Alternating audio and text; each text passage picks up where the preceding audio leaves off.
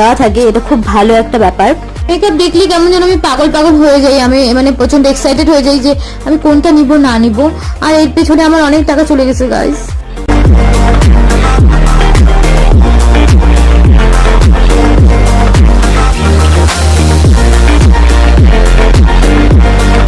Trial রুমে ঢুকে আমি অনেক কিছু ট্রাই করেছি, কিন্তু এটাই শুধু ভিডিওটা করেছি কারণ এটা আমি নিতে পারবো না, আমাকে মানাচ্ছিল না, কারণ আমি একটু ফ্যাটি। তাই দুঃখের কথা হলো আমার অনেক কিছুই পছন্দ হয়েছিল, তার মধ্যে থেকে আমি কিছু জিনিসই নিতে পেরেছি কারণ আমার সাইজে হচ্ছিল না আর আমাকে মানাচ্ছিল না, সত্যি কথা বলতে এটা।